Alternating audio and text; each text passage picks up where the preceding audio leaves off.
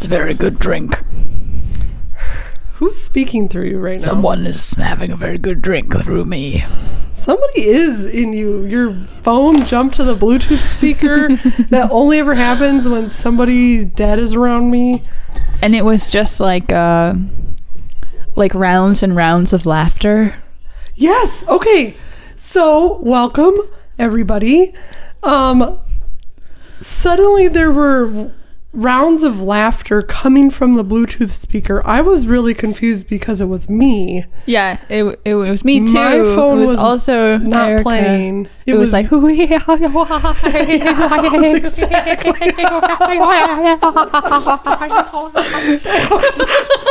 sorry to laugh over the exact recreation of that sound.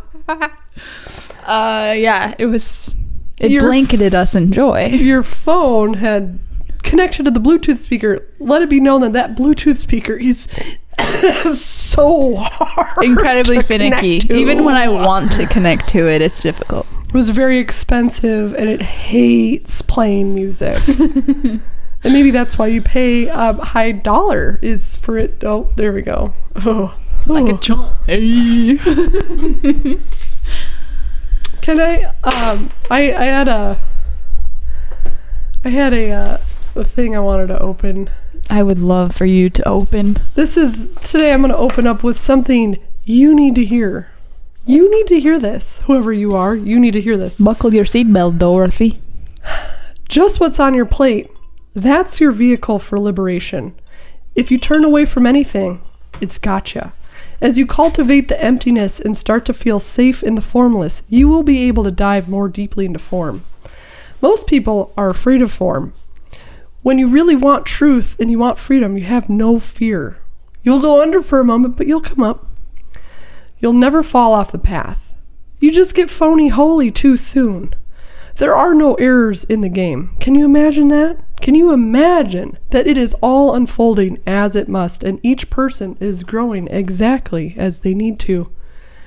It helps to have the reincarnational view, because if you have only lived one life, it seems pretty crummy. When you stand back far enough, you can see the karma unfold, and then you understand how life is a dance, a game, and that doesn't trivialize it.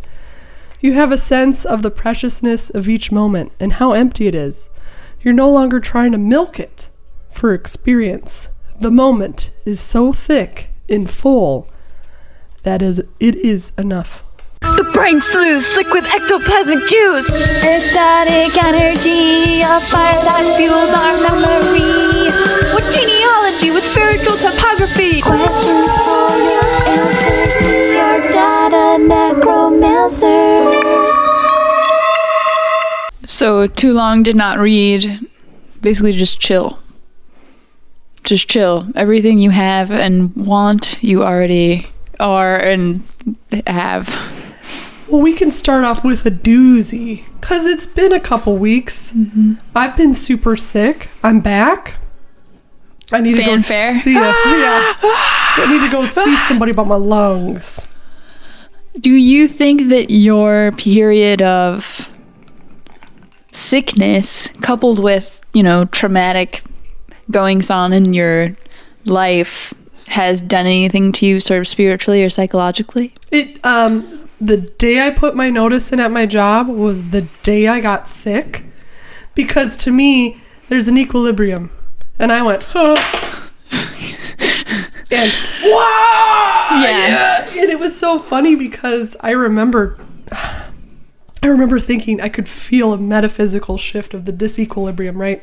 Everything's off kilter with almost every single person I know.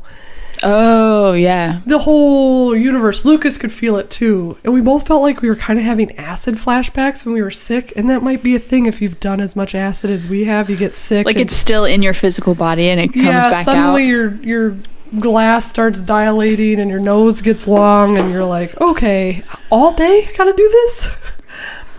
That's trippy as... Yeah, and... I tried to meditate a couple times while I was sick because I'm so sick. And there was a night where Ruby was throwing up every 10 minutes for 8 hours. That was really scary. And I saw fucking Quetzalcoatl I fucking saw a Mexican deity, and it was so freaky. Whoa. I suddenly understood why those drawings look the way they do. It was kind of scary. I was like a depiction of reality that is above. I was like, is he here?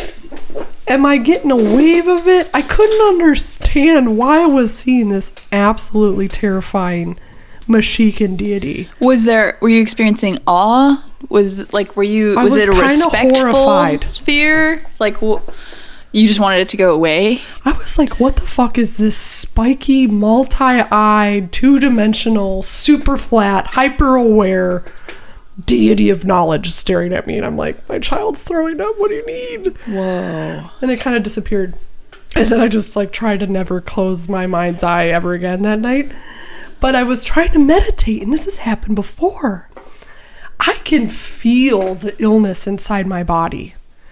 And the best way I could describe it is, in my mind's eye, there was this fucking demonic, like trickster thing, but it was flickering like neon. Like, blah, blah, blah. And it was like gone, and then be over here, it was like, blah, blah, blah. And I was like, I just want to go to sleep. Like a distraction in Las Vegas. Yes. Interesting. I was like, man, I just want to be better, but I could feel that it's like, oh, I gotta go through this. Everyone's going through this. I felt like a bigger culmination of everybody I know being sick and the sickness going through, and I had to eat it up. And then the day that Lucas woke up and he looked at me and he goes, I think it's over with. I was like, okay, sick. I'm so glad that he's tapped into me too. The vibrations to have, like, too. A partner who's like, yeah, okay.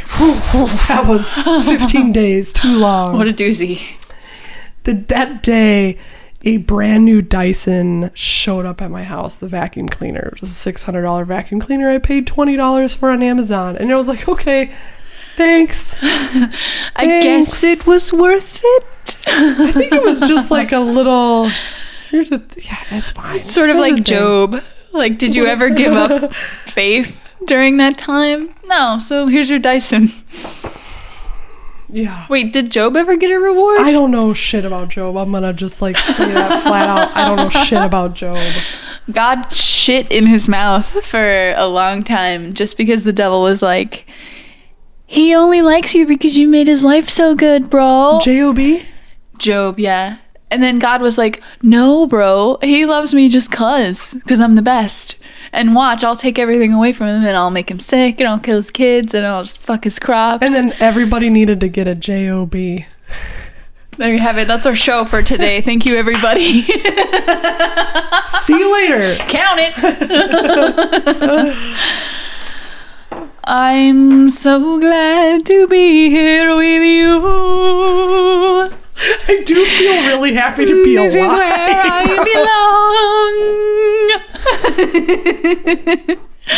belong. I am so grateful too for everything, but also because you sent me a really important Ram Dass bit. Yes. And I've listened to it 3.5 times now. I also went back an episode and listened to the one before where he like tells about his experience following around that 23-year-old. I did not listen to that episode. Can I tell you the part of that? Okay, so I listen to Ram Dass lectures, especially when I get fucking thrown off my axis. I just remember that this is all just a fucking joke and it doesn't matter. And then I feel really good. I feel so good. I'm like, money, paddy. Yeah, it's like, yeah, I start chanting again. It's like everything's great. I love getting fucking flicked so hard that it rocks my world. Okay, so let me read you the part, because you messaged me and you're like, dude, we've got a lot to talk about. Yeah. And I didn't even tell you when we listen. It's like an hour-long lecture. I will link it in the description below. Oh my gosh. This podcast episode is dedicated to Nora. Nora, you know who you are. Nora is an extremely special being. My cousin Stevie called me up, and before I got off the phone with her, we had a fucking awesome conversation. I miss her deeply. I would pay gobs amount of money for her to be my neighbor. She told me that Stevie told me her daughter loves the podcast. That's Nora? That's Nora. Nora, babe. Nora, man. Hell yeah. I was about to shut this shit down. But here we are. I'm not going to shut it down ever. And that will always be because of Nora. It made my month. Thank you, Nora. It seriously made my month. We see you. We see you and we fucking love you. Yeah, God we're bouncing damn. it back. What you're bouncing, we're bouncing back. Have your mom fly you down here and come hang out with me. Okay? And me too. Let's hang out with us.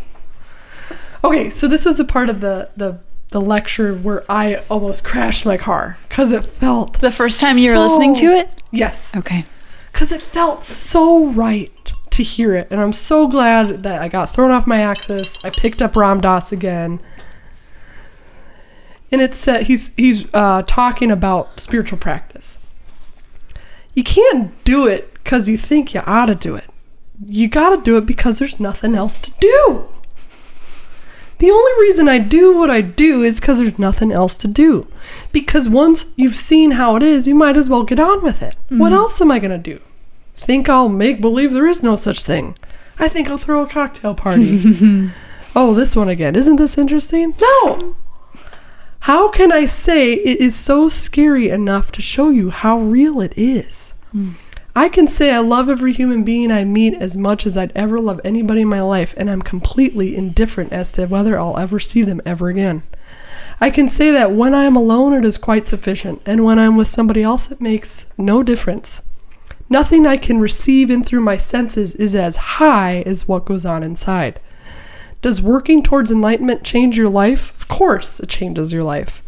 It doesn't, interesting enough, change your sense of social responsibility. And then he goes on about a diatribe about social responsibility and how screaming about peace is the same vibratory essence as screaming about war. Mm-hmm. He's like, I've seen enough Westerns to know that it's us versus them. And it's just like everything he speaks just like sums up how I've always felt. I was like, my spiritual practice, I do it because there's nothing else to do. I don't do it because I feel like it's going to get me anywhere. But I've had glimpses of the other side. And I'm like, there's nothing else. Of bliss. Yeah. Of ineffable experiences that I could never... scientists would go, oh, well, you were on a theta wave. You're like, yeah, that's the same as licking under God's big toenail. Why are those different? Why are science and... Yeah, it is all in my head. I know that. That's where it is. The thing that popped into my mind was just empirical evidence. But when you listen to Ram Dass and his, meeting of Maharishi or Maharshi... His guru. And how he was just telling him everything that he was thinking. And yeah, and it was 1965 and they were in the middle of Bangladesh. Yeah, there was no internet access. He was on a hillside. And he's like, you're going to give me that Land Rover?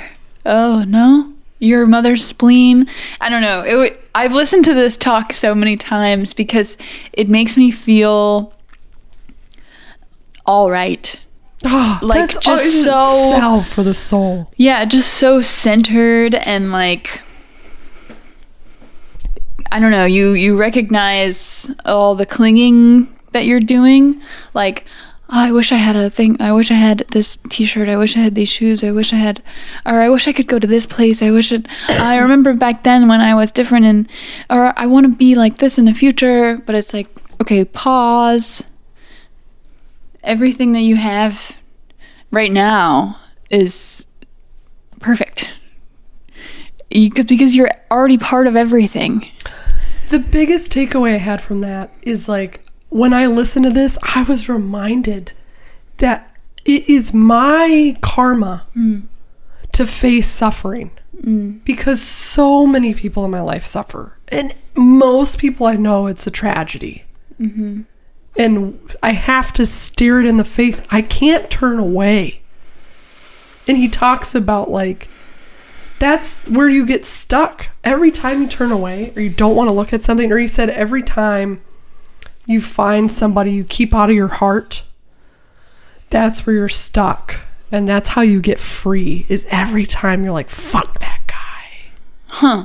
Every time you're like, you're separate from me. That's erroneous. Yeah, he said, so he's got the puja table and there's this might be a different, I don't remember. It all blends into Yeah, I don't remember puja table. Rung.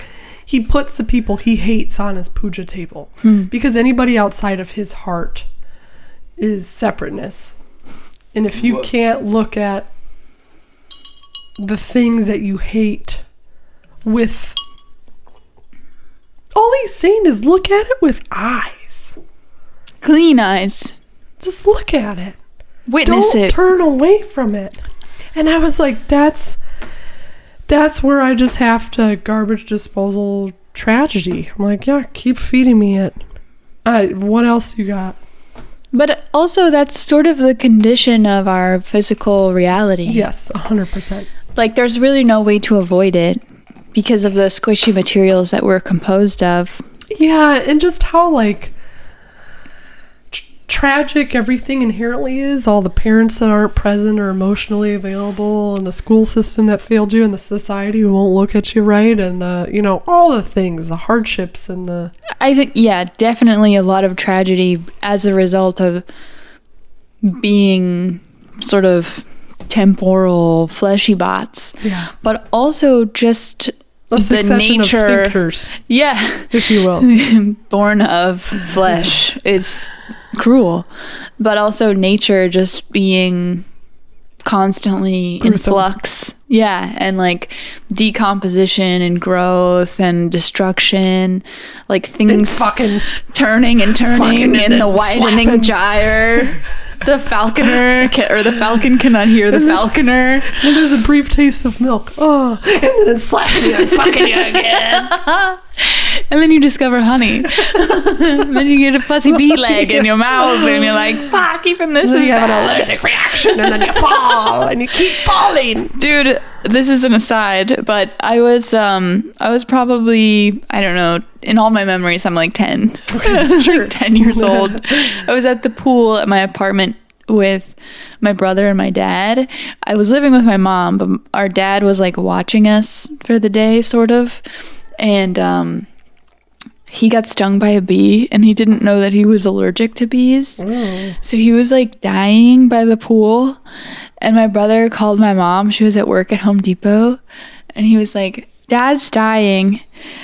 And she was like, "What?" And they called the ambulance, and he had to get taken away. But it was like, it was crazy just to witness how fragile life is. And maybe that was my first dose of my dad is a man, and he's not a god. He's not a... That reminds me of a really funny memory. About your dad? Yeah. We went to PetSmart, and he touched a chinchilla, and then he almost died. Oh my God. He was dry heaving in the parking lot at the Quarry in Northeast Minneapolis, and I was like,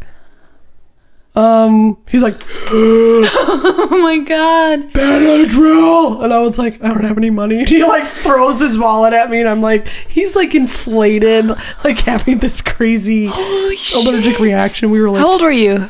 Oh, I don't know, maybe middle 10? school. Yeah. I think I was 10. I was just like, remember, he's like, oh, this is cute. Oh, he just like walked out of PetSmart after petting it. Yeah, and it was like Holy really shit. traumatic. Why are our dads and moms the same people? I don't know. I remember the day I met Brittany. Brittany is a dear friend of ours, and I met her. She was my barista at a coffee shop, and we fucking vibed like 30 seconds with meeting in each other. Oh, her dad is a sci-fi nerd who hates authority. And I was like, oh, watch out. This is like a common theme. I met her dad the other night. Your dad is a sci-fi dad. My dad was a huge sci-fi nerd. Sci-fi dads have rad daughters. Definitely. But I think maybe it's all sort of an effort to escape reality? Sure. 100%. Because I know my dad was always reading a new sci-fi book. He was really into Isaac Asimov, just like sci-fi pulp fiction, basically. Just like a new paperback every few days. Dude, so my dad too. it was just like, I can't stand this reality. Yeah, get me out of here, For please. a long time, he drank himself stupid, but then he after he got sober, he had to just read sci-fi instead of getting drunk. Paperback. Chili's, sci-fi paperback. My dad used to write sci-fi. I don't know. It's probably all in a dumpster somewhere. He would write? Yeah. Ruby, honey, there's a cord. Step over it. You're my so guy. good at stepping over cords. Oh, suddenly when the camera's going, it's not happening. Ruby paperback books. Barbecue, baby. God. Those have dropped on the floor 89 fucking times tonight. Davis thinks it's candy, runs over to it. But listening to that Ram Dass thing before doing a cooking class makes me so zen. What did you think about there are no choices? Reality is predetermined. The illusion of choice is still an illusion, and there's only freedom when you're fully free. Well, I think it takes some pressure off. Yes, oh, it does. It feels good, right? I love thinking about the vastness of space and my tiny little speck of a body just floating around as a mote in God's eye. As a marble on a labyrinth that you were supposed to go down. Yeah, like whatever path, whatever step I'm taking, that is my destiny. I can't do it wrong. You stepped over it. Good job, Good babe. job, babe. I've got a baby. What do you think of that concept? Fuck yeah. Like, I think free will is a fucking farce.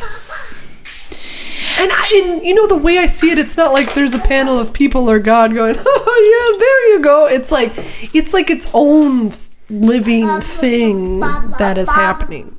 What do you mean? Predestination? Yeah, like it's its own, electricity going through a nerve ending. It's not necessarily like... But is it a result of deterministic, like, physical laws? Because there's only one way that physical laws can operate, so we always know what the outcome will be. Sweet babe. Or... I don't know how to like conceptualize it or like provide an analog to like understand what it actually means. Yeah, and it's like, does Neem... I love this. Does Neem Karoli Baba log in, babe? Ruby, did you know LSD is like a Christ in America? Because we needed physical evidence of God. This is another fun quote. I'm sorry, this is Ram Dass Fun Hour. This was another fun thing. So, Ram Dass was obsessed with trying to give these Indian gurus in the 60s LSD because he thought it was would destroy the world. And he said one of them just ate all of it and was like, I got a headache. Episode that precedes the part 2 that you sent maybe me. I did fucking listen to it. Because he's like, more, Yeah. more. And he's like, and then nothing changed. Yeah, he's like, oh, funny. This makes me so bad want to know more about my guru, and the only way I can know more about my guru is if I go see Flawless Wallace at the tattoo studio, which is just like a temple because he figured out how to contact his guru and carries around his skull in a box. His skull? Yeah. It's like he's guarding the store. He's not, but it's like I gotta go get a tattoo to talk to him and figure out what's going on. Why do you need the physical remains? That is, I don't know. I have so many questions I want to ask him because I told him, hey, Sarah said my guru came in and did all this funny shit and was like, stop eating dairy, you dummy. Did you ever figure out his name? No, I so badly. And he popped into my head again, and it was so cool when I was like, hey, Sarah. And she's like, you have images of a cartoon guru come into your head? And I was like, yes. And she's like, yeah, it's weird, isn't it? I don't fucking get it either. And I was like, But he popped into my head while I was riding a motorcycle. But not in a trickster neon way. No, and like, hey, is this fun? Are you having fun right now? And I was like, get out of my head. Were you having fun? I was. There's like so in Austin, all highways are 80 stories. Sorry, this podcast is going everywhere, but it's late The at dog night. just It's farted, Christmas too. Eve. Murphy just farted. I had nightmares being on top of a highway entrance ramp or exit that was 80 stories high, and it would end. And in my dream, I would just fall into the stinky abyss. And those aren't a thing in Minnesota because it snows and there's ice, and they just completely freeze over. expand outwards. And I have a feeling that the commissioner of highway is just butt fucking the mayor and just showering him in tax money or whatever, something like that. And then I came to Texas for the first time, and I found out that entrance ramp, they're so high. I had to face my lifelong fear of being way up high on a highway. Why do you think they have to do it like that? Because they transport those big propeller blades all the time? So they need a lot of down clearance? here they're like, oh, go up there. Stack it up. There's plenty of room going up. They don't expand outwards. They go upwards because there's no ice and snow, and they don't have to worry. They're just like, yeah, you're 18 stories up. Who cares? Yeah. And so I had to fucking ride a motorcycle on that for the first So time windy. after an entire lifetime of nightmares of that. How did it feel? I had to be drunk the first time on a motorcycle going over it. This was years ago, and it liberating. So he popped in my head when I was like, there's blind, you're going up so high that it's blind. You cannot see over it. And I was just like, ah! Fucking rip it! Yeah, I was just ripping it. It was like a fucking runway down the highway. And you survived. You're right here. I do it every day on the way to work. It's like the toll road to go to work. Do you have an Easy Pass? No, I can't get one.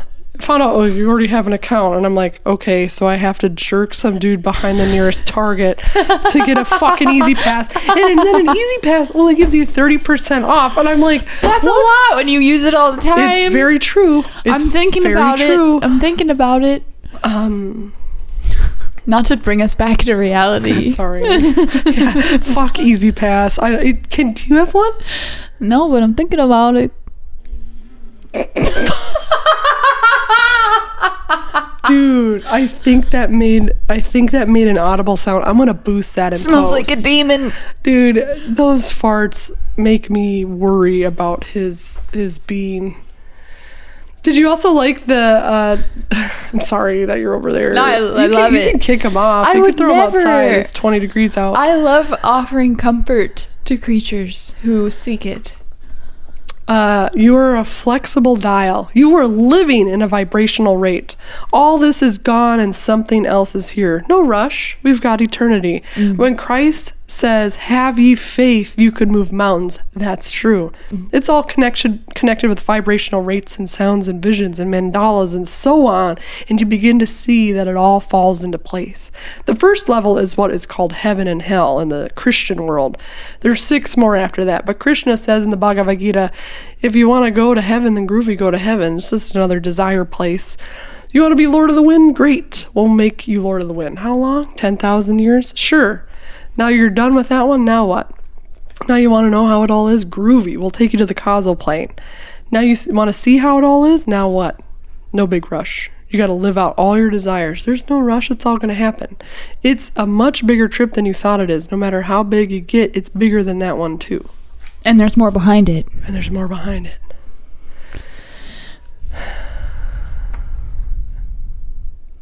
What do you desire? One of the levels was antimatter. The void, nirvana. What do you desire, Whitney Hazelmeyer? What do I desire? Lucas said something. He kind of reality slapped me a little bit. And I said, God, that shit's taking forever. I'm done with this chapter. I want to move on. I want to rip off that Band-Aid. I want to rip off that Band-Aid. And I said, you seem to be on a faster path. You've got your bands. You're starting to really flourish creatively. And he's like, yeah, my ambitions aren't as big as yours. So your payoff is going to be a lot grander than mine. And I turned around and I was like, what do you mean? He was like, I'm just trying to make music. You're out here trying to do some self-actualization, commodification of the innards of your brain shit. He's like, that's gonna take a lot longer. And I was like, why the fuck have I never seen it that way? Yeah. I was like, I do have a lot of ambition and I feel cursed by it, and it feels like a fucking you can't burden. just reach out and grab it. It's fucking huge. Why can't I just paint? I don't know. Because it wouldn't satisfy. It wouldn't fucking satisfy me. I'd be drooling for more. Why do you have such a voracious appetite? Dude, I don't fucking know. It honestly feels like a curse. But it's also a gift. Is it? It's definitely a gift. Why? Because you spur it out of other people around you too. Sure. Okay. You're a leader. Sure. Your desire to like heal and teach and communicate and Just bite me in the ass. Explain and help. It not only does it like propel you forward on your path, but it also like you're helping so many different people in your life with all of your interactions that you undertake. I'm at this point now where I feel like I shouldn't. Why? You need to like direct your chi? Cause I'm meddling in shit I shouldn't be meddling You feel like in. you're meddling? Oh, what's this? I'll just speak about it, whatever. Nobody listens.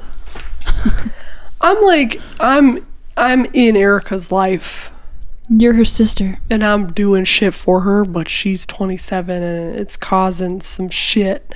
But, then again, I talked to my therapist about it and she's like, Wendy, why the fuck does your opinion have so much weight? And I was like, that is an excellent question.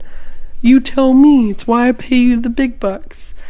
She's like, you've got this air of authority around you that I think That's true. And I was like, oh, well, I hate authority. It's like, That's an interesting dichotomy.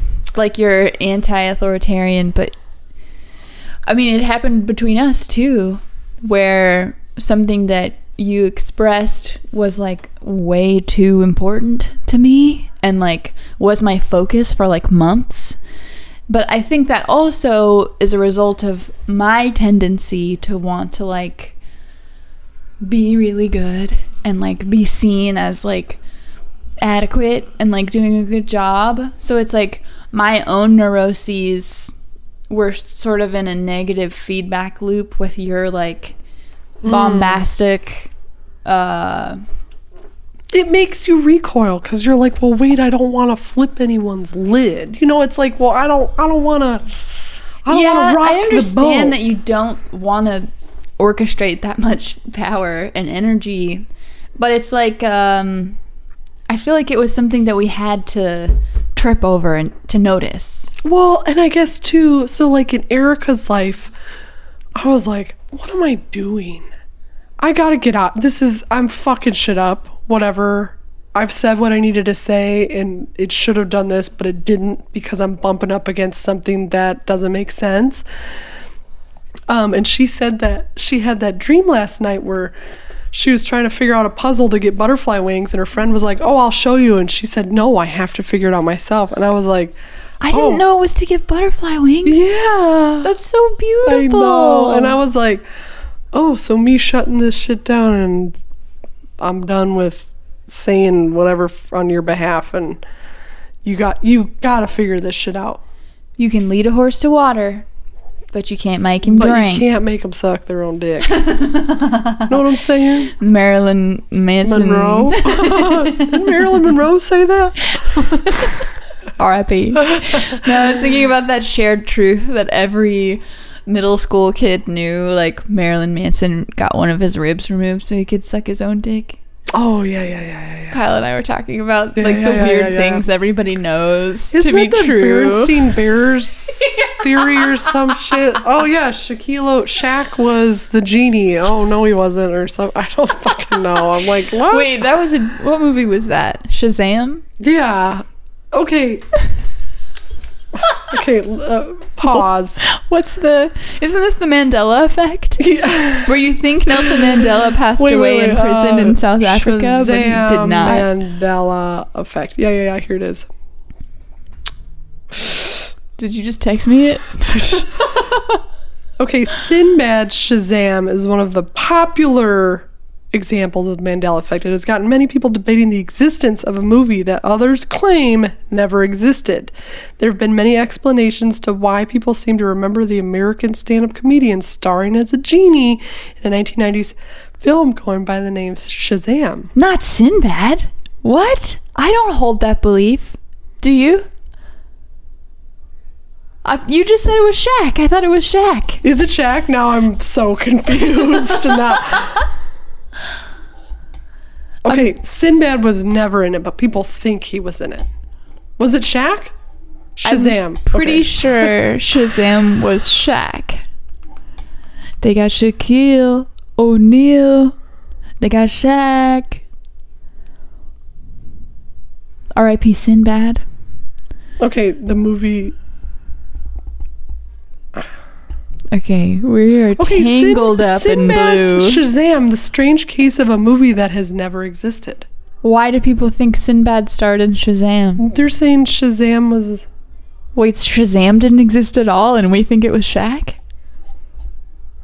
In May 2020 interview, actor and sports star Shaquille O'Neal stated that if his kids wanted to see him and Sinbad team up as a Kazam and Shazam in an Avengers-style genie movie, he'd put on the hilarious 90s costume and do it. There's a problem though, the so-called Sinbad genie movie never existed. Oh, Shaq was Kazam? Is that what I'm hearing? Okay, for years now, fans have sworn up and down that they grew up on a cheesy 90s movie called Shazam. In the movie, Sinbad plays a bumbling genie who grants wishes to two children and takes them on a journey. According to some people, the two children accidentally summon Shazam and wish for their dad to fall in love again. Blah, blah, blah, all this shit that people think. There's a plot that people know about and it never existed? Some people even believe that Shaq's genie movie Kazam was simply a ripoff of Sinbad's Shazam. What? I seem to have like a deep memory of Shazam, but I never associated it with Sinbad, I don't think. Dude, that shit is so weird because I don't remember ever a movie called Kazam, but I do remember a movie called Shazam. I have no idea what's going on. Why would we think that? Because somebody changed something, and yes, 100%. It had sort of a butterfly vortex effect. They were trying to change something really minuscule, but it affected our memories in a big way. Yes, Sinbad tweeted in 2016, "Have you noticed no one my age has seen this so-called Sinbad genie movie? Only you young people who were kids in the 90s." That's another episode. I am another day. Numb. My brain cannot calculate that. Merry Christmas, everybody. Merry Christmas, everybody. Do I still have chocolate all over my hands and body? Holy Janko jeans. I know, I feel a little scared right now. You know when we peer underneath and then it's like zapped away? Yeah. What if the Shazam revelation was a glimpse of something we weren't supposed to see and they took it away? What if Sinbad is not really dead? He died? Yeah, he passed away. Shut the fuck up! Yeah, he passed away. When? Today? Rest in peace, rest in peace. Years ago now. You know what was weird? It's today I woke up thinking about Edward Scissorhands because it's making a comeback in my household. And I Googled the mall that they filmed the movie at. And an article popped up today, 2 years ago. I was like, wait, somebody wrote this today? And I was like, no, it's not 2020, it's 2022. And I was like, I'm looking up an article today that was came out exactly 2 years ago. What was it about? Oh, the mall. The mall in Edward Scissorhands. I was thinking about the mall today too, because You want to go there? Fuck shit up? yes. Yeah, dude, I love the mall. But I was thinking, I sort of lamented not going pre-Christmas season, because like I love to see the big tree and like all the hustle bustle stuff of the mall when it's about to be Christmas. Ruby. Pen gremlin. You want some of my G&T? Sure. You don't have a choice. Gotcha. I love that it's purple. I know. Sort of makes It's it like more my fun favorite to kind drink. of purple too. Yeah, like a light violet sort of color. What is it? Pea blossom? PEA? Butterfly. Ooh, there it is again. The butterfly. Yeah. Butterfly effect. Pea blossom. Erica the butterfly. I mean, butterflies have always been symbols of metamorphosis. Butterflies have always been the LSD Christ in America. The LSD Christ in America, I thought that point was so important. He said, he asked his guru, like, what is LSD? And then he came back 2 weeks later and wrote on the slate, because he didn't speak. He wrote on the slate, LSD is the physical manifestation of, you know, God or God's kingdom or whatever, you know, the grander reality, like the big truth with a capital T. And I thought that was so interesting, because I always bring it back to Christianity, because that's what I've studied. Christianity was like God who took a man's form and like had to become flesh to show people, hey, stop, you don't have to be Yeah. like this. Like, you can be, like, even in flesh, like, you can still be holy and lead a holy life. And that was like a shift in sort of religious graven images. Is someone calling? My mom. Why? I don't know. See, even Davis steps over the... Hey, babe. But so, like, for Judaism and Islam, you can't make graven images. Like, it's illegal to depict things. But Christianity was like, let's make a ton of fucking pictures! Pop it out! It's sort of like a redemption for the physical realm. It's like, yeah, like, you can find holiness in this too. And that's sort of what Ram Dass was talking about, like making the profane holy, like seeing the holiness in the profane, seeing the sacredness in the profane. And I feel like that's what we do. Yeah. Like, pause, we're at HEB, babies are crying, this thing just got spilled, everybody's pissed because the lines are long, but like, this is fucking amazing. Yeah, it talked about how, LSD is the Christ in America, which is awakening the young folk in Kali Yuga. America is the most materialistic country. Therefore, God has shown his avatar in the form of LSD, aka material. They wanted a material for poaching God, and they got in the form of LSD, a man who has not tasted things, thinking it's true, how he will ever get the feeling of those things. Psychedelics show a possibility, but beyond that, you still got a lot of shit to do.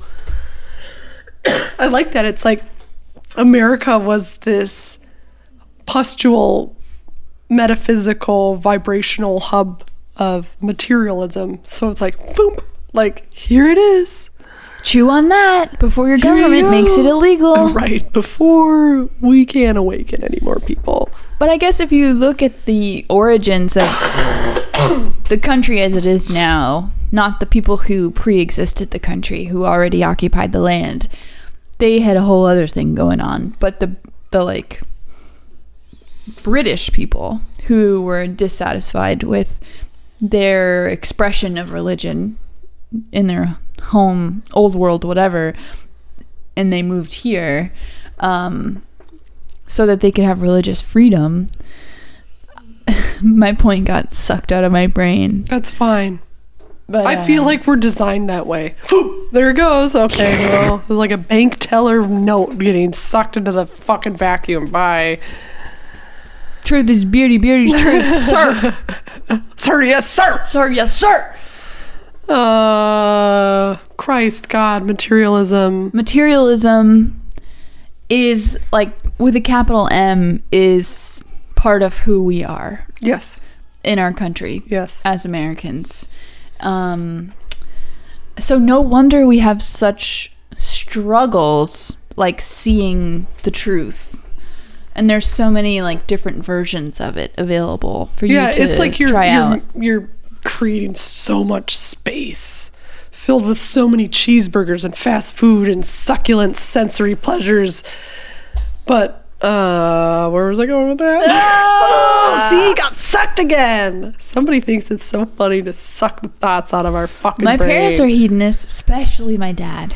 Hedonistic tendencies through and through, to his own detriment, of course. Did his mother look into his eyes enough? Probably not. They say that that's where all addiction stems from, is not enough eye contact with your mother. He was the youngest of 6 children. Oh yeah, he didn't get shit. I don't think he got shit. Dude, can I bring up a thing I've been thinking about a lot that happened yesterday?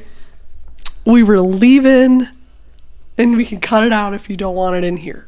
Let's hear it. It's not super sensitive. I just want to be sensitive to you.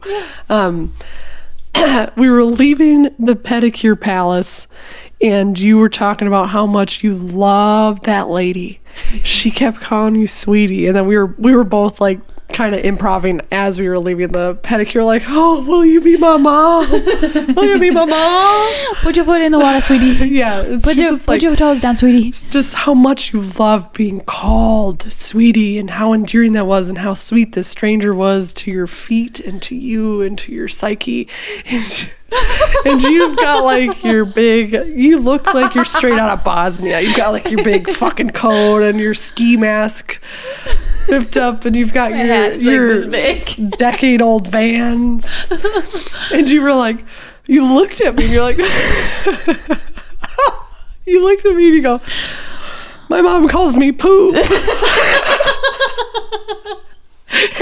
You can't deny my nickname is Poop. I was like, I started laughing my ass off because I knew you weren't lying. I knew in that moment that your mom calls you Poop. She calls me Poop. Well, it's a shortened form of Poop Kitty, which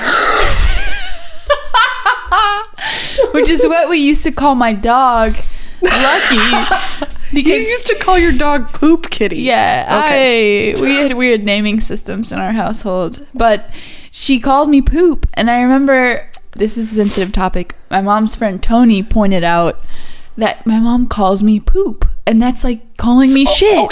Okay, so your mom was called out by someone else. Like, yeah. You're calling your daughter Poop? Her friend. It rings true. It rings true. They had like a long time complicated belly like, button I friendship. love you, I hate you, Yeah. like, I want to kill you, but you're probably perfect for me. People who lacked establishing boundaries, yeah. Yeah, and so that was an argument that they had once. About calling you Poop. How old were you when they talked about calling you Poop? Maybe 15. Yeah, and it was funny because my dad would communicate by being like, Poop. And I'm like, why is that my name? Hi. I'm a person. I'm a whole full person. Fart. And I'm like, okay, so do you want to talk, or this is like funny, or this is lazy, or this is like something inside of you is like just like trying to grasp at anything. And I was like, Megan, we gotta get your mom to call you something else. Yeah, she had many names for me. Another one was Missibitiousness, which is because I was beautiful and delicious. Her and my dad called me Missibitiousness, so that's different. That's more positive, I guess. But it is interesting to be a person and to be considered delicious. I distinctly remember the moment I became a mother, the romantic relationship I established with Ruby. And I was like, no one's ever talked about this. It's not romance in the way that we think, but it's like, babe, I tell her I love her, and I look in her eyes, and I kiss her cheeks, and I kiss her neck, and she touches my boob, and there's like this, You're connected. oh, you came from me. It's like a deep intimacy. But like, I know the fucking boundary, and I'll bite you if you, it's a fierce romance, and it came so natural to me. Oh, And the thing where she has to control the way your head is pointed. Yes. Like, no, mama. And I have to at sleep. me. She needs to be held while I sleep, and I'm like, fuck it, whatever. I'll hold you forever. Yeah. Because I know one day you're gonna call me a dumb bitch, and you're gonna whatever. Like, I know that day. You don't know. You have no idea. It's like, I do know. I wish I could show you how much I know. But I want that for everybody, and I feel like you need your mom to be romantically, to fucking protect you from the harsh realities. That's a lot of show you. pressure for one person when it's supposed to be a partnership, right? I mean, I'm not trying to give anybody an easy way out, but it's like, why can't you get it from both your parents? You should. Lucas and I had, I'd love to record me picking his brain on masculinity and his father, because it is fucking deep, and we talk about how the dad has been plucked. Oh, you gotta work all the time, and you'll be tired when you're home, and you'll eat, and you'll fucking go to bed. And we talked about... I've heard him bring that up before, yeah. We talked about how thirsty he was for any fucking dudeness, and he found it in his older sister's boyfriends, and they profoundly had a huge impact, because his dad was he just worked. He just was sweet, and he worked, but there was no... fierce masculinity, whether you get that from any gender. You need it.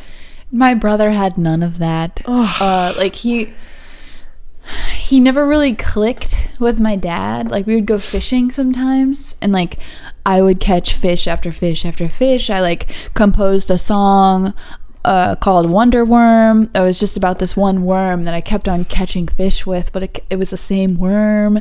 And like my brother, like, they never really found common ground, and he could have found common ground with my Uncle Steve, but he was reluctant because he never wanted to have kids. I just feel like my brother, nobody wanted to take him under their wing and show him what it was to be a man, or to even be like an adult person, and like, come here, son, like, sit on my knee. This is what you need to see, so you don't go so far off path. And instead he was taken advantage of by everyone around him, for the constantly. Most part. And we say that now. I remember him being obstinately against any suggestion from parents, and he would like physically harm my mom when she was around. So I understand her escaping, but it was just like, there has to be a way that we can get through to him, because he's only 15. Like, he doesn't have to run our lives. It's something I see in so many true crime documentaries. One dude ruins everyone around him. How do you save him? And I'm like, how does one man get away with it for so long? Not that your brother is that by any means, but it's just like, if he were still out, would he just gobble up what he could? He's so powerful that if it's not pointed in the right direction, it is a destructive force. He needed that. When I think of like masculine energy, I think of disciple and discipline and energy. And the time that he thrived the most was when he was forced to go to boot camp. And when we picked him up from boot camp, he seemed so different. I told him this one joke from South Park, and I was like, were you just like waiting for him to laugh? We picked him up, and he was like very rigid. It was so strange to see him like that, and he was like clean cut, and like, it was like, is this my brother? Like, is he gonna be able to laugh? And I was like, let me try and articulate this joke. What did the interrupting cows say? What? Moo! And then what did he thought do? that was so fucking funny. So you knew he was still in there. He lost his shit, and he made me repeat it so many times. And that discipline that he received, and it probably was, probably were a lot of strong role models there too. Well, yeah, it's like nothing is better than a replacement for the father than a fucking army. Oh, of course. And my dad was never became an adult man. Like, he was always under his brother's Tutelage. wing. Yeah, like, he never stepped out from there because that was where he felt safe. And the only time he stepped out was, I guess, to marry my mom, and that ended up being the worst thing of his entire life. He drove his truck off a bridge. Shut the fuck up. What? But in the tragic comedy of his life, it was a bridge that was this far off the water, and the water was this deep. And God said, yeah, right. He's like, yeah, you're not Good getting out of luck. this so easy, my friend. Not this way. Life is crazy, but I'm grateful for the way that it's unfolded, because this is where it brought me. Because this is exactly where it's supposed to be. I got purple drank.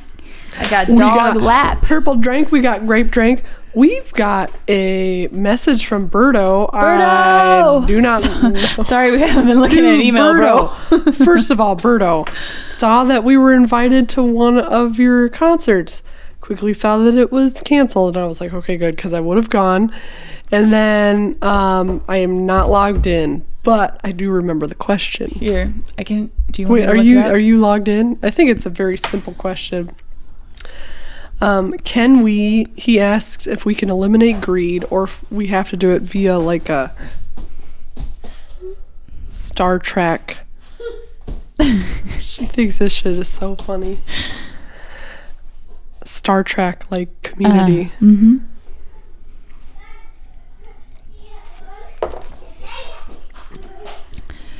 I think greed comes from a place of thinking that you don't have enough.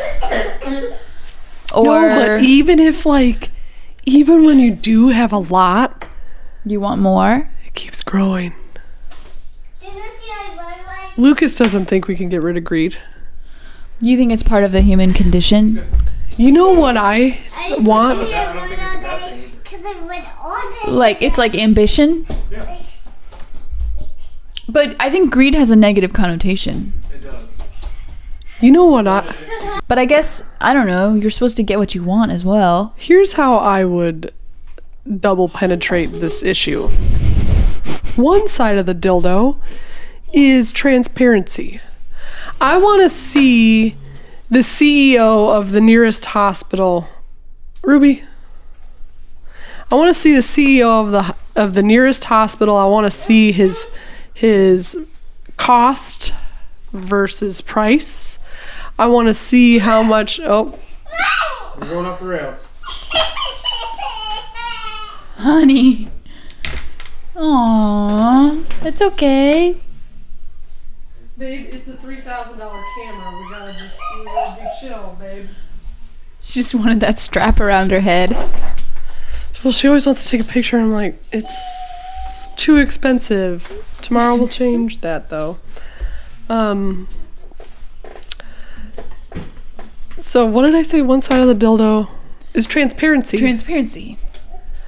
I want to see how much a Dunkin' donut costs and how much you're charging for it. Huh.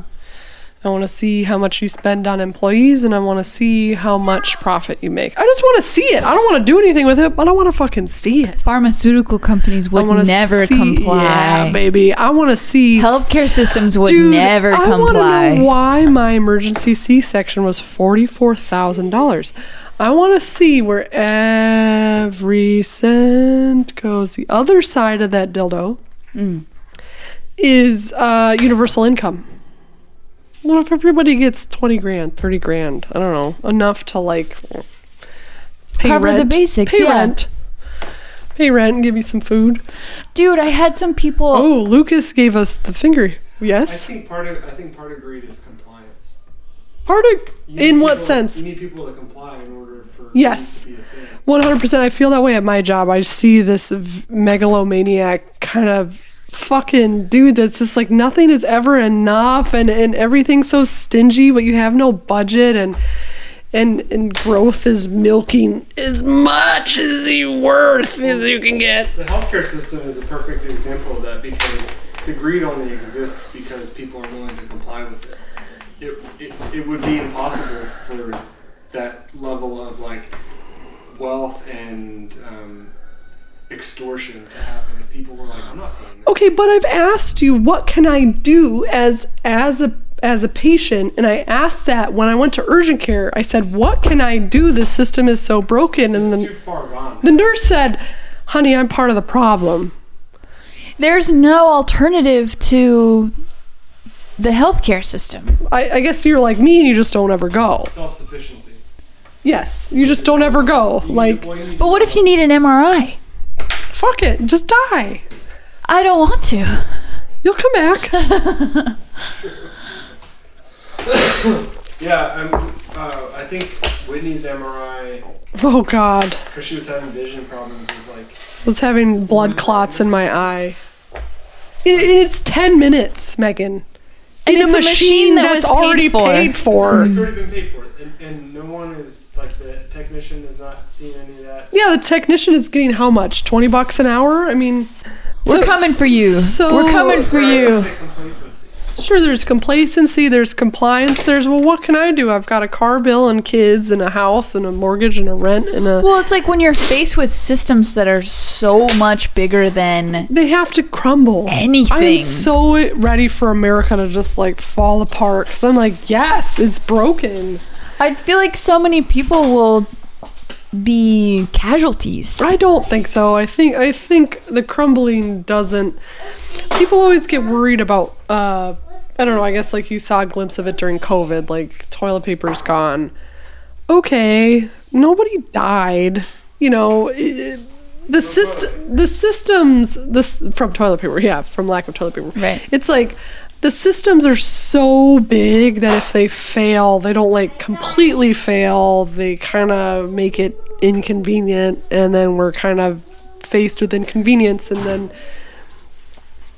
I don't know. I desperately want something to change. I seriously was at urgent care talking to the doctors about everything that was wrong with everything. They wouldn't give me certain tests, and I was like, why? And they're like, well, we like you. We don't want to charge you $400 for... They're like, why do you want to know? And I'm like, because I'm losing my mind. Why can't... I was like, it's 2022. Why can't I come to you and why can't you tell me what's wrong? Is it just our country? Because don't other countries offer...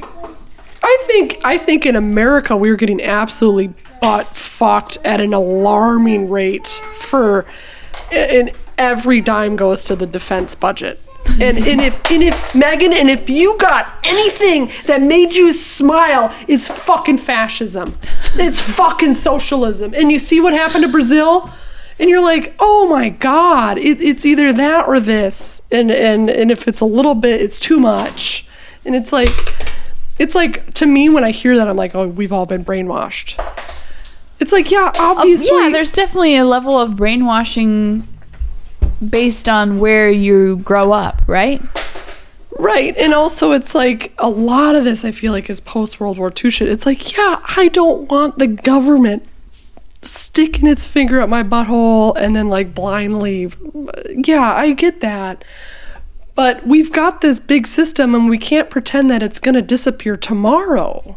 Can we use what we have now and think of a way to hold people accountable and transparency, and like, can we create something that doesn't exist? Instead, we've all been foie gras style propaganda fed, like, look at this or look at that and look at this, and then it's like, okay, or is there something new anybody wants to come up with? You know, that's where I'm at. I'm like, what about like a nice new system where We have to build it. it's huge, and things are huge, and ants have colonies because there has to be order. Oh, she clipped a magnet to another magnet. And now it's Very Chewy Toy. tight. Ruby. She likes to be next to expensive things. She wants to dance. Well, so when I had that weird saliva gland blockage, Oh my god. Yeah, that's right. I don't know what I would have done if I hadn't gone to the ER. I don't want there to not be ERs. Yeah, I know, like, I don't know where I was going with that. I know that it's a necessary service. How do we make it fair and equitable for all people involved? There was a small group of doctors somewhere that were saying we don't take insurance. We're done. We're done partaking in this system and you can just pay us. Which I was like, isn't that the simple solution? Like, With a bushel of apples? Or like, here's a donkey? or what if a doctor was like, okay, how much do you make? Okay, for your gland thing, it's $50. Huh. And you're like, okay, here you go. Here's $50. But It's the like government mandates that you have to have insurance. the government got in there and really butt fucked everything But that is supposed to be a good thing. But I can't really articulate why or how. why do I pay $458? The urgent care was literally like, does your husband have better insurance? And I was like, this is $458 a month. What do you mean? And they're like, it doesn't cover anything. So don't get blind. Insurance isn't shit anymore. I mean, and then when you're shopping for it, you don't know what it covers or what it does. All you get is like, well, your deductible is $12,000 and your ER copay is $2,000, and yeah, have fun. Yeah. I don't know. I don't know. No, we can. I don't know. I don't know. I got a tax credit to put towards my premium Sick. because I don't make very much money. I don't know what that means, but I take advantage of it. Okay. Lucas? You all right, brother? Where'd that paper go? Did you like that fucking poem found on a Normandy crucifix that Ram Dass Yeah, read? it wrecked me. Are you guys ready for this? We'll end because it's been over an hour. My hey. Ruby, Mama's gonna read a poem. Lucas! We're done, I promise. This shit wrecked me too. Yeah. This shit's fucking good. Like, I kind of... 16th century? 17th century? 17th century. From a Normandy crucifix dated 1632. I am the great sun, but you do not see me. I am your husband, but you turn away. I am the captive, but you do not free me. I am the captain, but you will not obey. I am the truth, but you will not believe me. I am the city where you will not stay. I am your wife, your child, but you will leave me. I am the God to whom you will not pray. I am your counsel, but you will not hear me. I am your lover, whom you will betray. I am the victor, but you do not cheer me. I am the holy dove, whom you will slay. I am your life, but if you will not name me, seal up your soul with tears and never blame me. And you're like, You're just like reduced to tears. Like, why am I part of this condition? What is this curse? What is this blessing? I don't know. I always think, like, when I get a glimpse of God in meditation, I'm like, oh, this shit's really fucked up. I was like, oh, yeah, I can't handle this. It's like, there's this, and then there's whatever else people entertain themselves with. People are watching fucking reality TV where she cheated on him to be with her, and it's like, but why can't we focus on what's really important, what's really true, what really matters? Why do we have to constantly be distracted by dumb bullshit that is completely inconsequential? It does no nourishment to our spiritual being. Because people don't want their hearts broken. People cannot stand pain. But isn't it just putting it off? Yeah, I think so. I think most people will end up on their deathbed going like, ah, man, I really wish I visited that one waterfall, but I was just too scared. And I wish I would have said, you know what, I love you, but it scared me. And it just like, I think a lot of people end up on their deathbed going, fuck. I wish I took that chance and I didn't. And to me, it's like that's where all the pain lies. It's so much easier to like turn on the TV and It's warm, glowing, warming glow. Yeah, I mean, I'm a huge proponent of the warm glow of the TV. Dude, if the warm glow didn't exist, we'd all be constantly screaming. The babysitter, it still babysits me when I'm tired and exhausted. Oh, dude, we didn't even talk. Okay, next time. I found out my cousin Stevie can't see with her mind's eye, and there's a name for it. She has no imagination. Oh. And I was like, well, we've got 5 minutes to talk about this. When she dropped that atomic bomb on me, I was like, oh, this is what's wrong with our lineage. This is the legacy burden we must correct. I think it's my present. Is that for tomorrow morning, honey? Yeah. Oh, yeah, it's Christmas tomorrow. I know, and she kind of said what it was, and now I'm confused. Ruby, stay up. It's a makeup thing. How'd you know Lucas! that, honey? It's a makeup. Purple makeup. Whatever, she's The two. mouths out of the mouths She's of two, babes. it doesn't matter. She'll I be guess 3 she in can like 2 weeks. 3, figure 4 out. weeks. So to sum up,